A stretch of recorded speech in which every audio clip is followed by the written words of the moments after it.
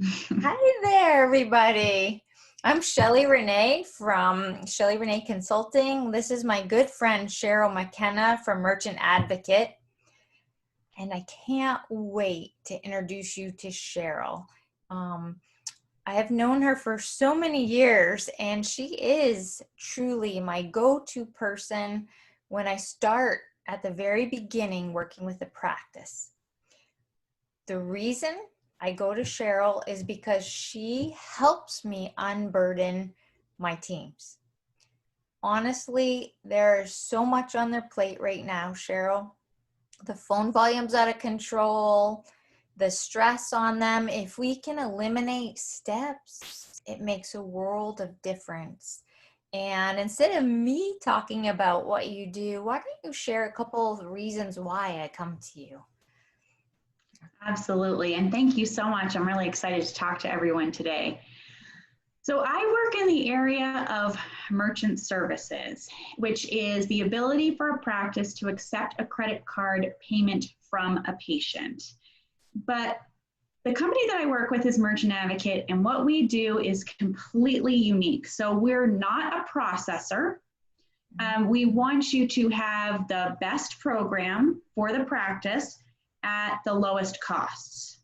So today I just wanted to talk about a few tips, really what I see as the top 3 things in the current environment that practices should be aware of. And it is exactly about unburdening the practice, right? So a lot of people look at merchant services like a commodity, but it's not. If you have the correct program, you can be saving tons of time, and you can a lot of times be saving quite a bit of money. So I just wanted to give a few tips today for what practices should know in the current environment. And the first one, which I know, Shelly, is near and dear to your heart, is vaulting the patient credit card payment, right?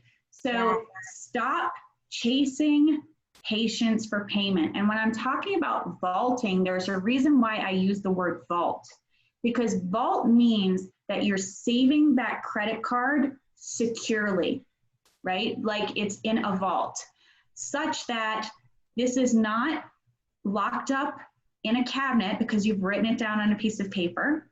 Right. It's not the full credit card number anywhere electronically on your system, right? But when you can obtain a patient credit card number information for future use, if that patient owes after the fact, or if you need to set them up on a payment plan, you can just get it done very, very quickly. I love this, Cheryl, and that is how we got connected, is because part of a process in the practice is we add work to our plate unknowingly. So team members might miscalculate a copay or not get it at all. And then we're into a cycle of sending statements. And if you start sending statements, you're ending on a path towards collections. That we can eliminate. I believe in short menus, either or. Either take the full copay, or better yet, hold the credit card on file. That's why I teach the teams, better yet, take a card on file for after the insurance payment. So exactly. What a difference it makes. They're done. They're literally done. The insurance check comes in, they click and hit the card on file. Done. So that's what I mean by unburdening teams. What else can you offer? Well, I want to say one last thing about that, because, and this is where your expertise comes in, Shelly, is that I know you and I have talked to a lot of teams, and they're a little bit hesitant to ask to hold that credit card on file.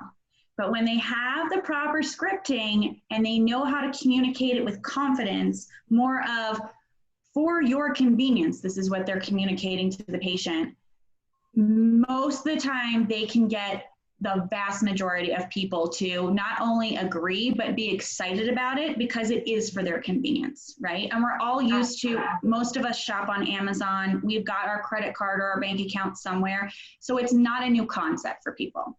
No, and I find that once we have the conversation with the team and get over the mindset, it all falls in place and the team actually gets excited at the response by the patients. So that's Exactly. definitely stuff we can work on. So that is key to being able to successfully vault the card. So, Absolutely. yeah. Nice. So the second thing is signatures on receipts. So the receipts that print out of the credit card terminal, Right. practices may not need to obtain those signatures any longer. That's excellent. And what I'm seeing at a lot of practices is what I'm calling the pen cups. Like, get rid of the pen cups, right? So you've got the two pen cups, and they're labeled clean and used, or sanitized and used. But if you have the right type of equipment, you can get rid of the pen cups, right? Please. So yes, please, No. please, let's Say do whatever. no to pen Yes. cups. Say no. Throw them out. Use them somewhere else. Give them to someone as a gift. I don't know, but get rid of them. So the key is, though, that you have to have the correct equipment. So you have to have something that will read a chip, that will be a tap to pay, or Apple Pay, Google Pay, something like that. Just swiping the credit card using that magnetic strip on the back does not allow you to then not have to obtain the signature on the receipt. So I want to be very, very clear about that, okay?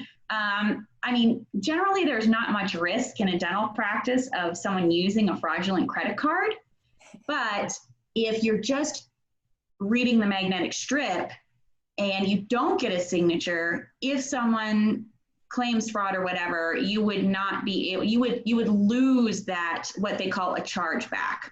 However, again, like I said, it's not very common, but nowadays most practices should absolutely have updated credit card technology. I agree.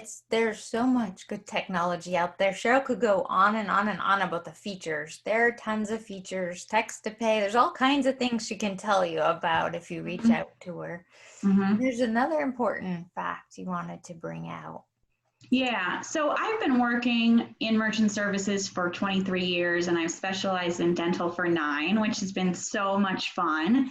And what I find is that 70% of dental practices are being overcharged to accept patient credit card payments. Ouch, that's a horrible figure. I know. And especially nowadays, I mean, not that profitability hasn't always been critically important to a dental practice, let alone any business.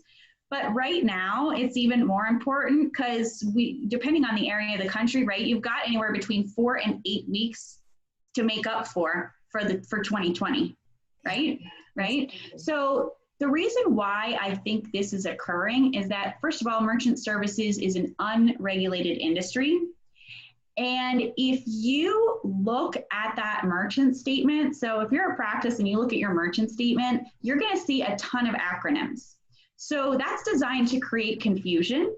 And if you don't know what every one of those acronyms mean, then you need an advocate to negotiate the fees and guard the fees. And that's what I do. And we need that. This is not our area of brilliance at all. And that's why we need Cheryl, honestly, to advocate for us. When seriously was the last time anyone advocated for us in the dental industry? It's not often. Right. So Cheryl is our protector with these companies, and I found her to be truly trustworthy and a big help. I hear nothing but good, Cheryl, from my teams. I'm appreciative about that. And then good point about this is, since we're not a processor, a lot of the times we can help the practices within their own merchant services program currently without them switching. Now, sometimes you have to because the current provider doesn't offer what you need, but a lot of times they do. The providers are just really bad about proactively reaching out to a practice and saying, hey, we have this feature where you can send a link in a text, or you can, do this, or you do have we do have contactless equipment, or, well, obviously they're not going to be like, hey, and we are overcharging you. So, but so we look at all those things. And actually for me, it's really fun. I really enjoy it. So. Oh, that's awesome. Well, I always love when we can come together and collaborate and make a team's life easier in the practice. There's not enough of that. So I'm very appreciative. Thanks for sharing that, Cheryl. Yeah, you're welcome. And thank you so much for allowing me to share some tips with people today. Absolutely. Thank you.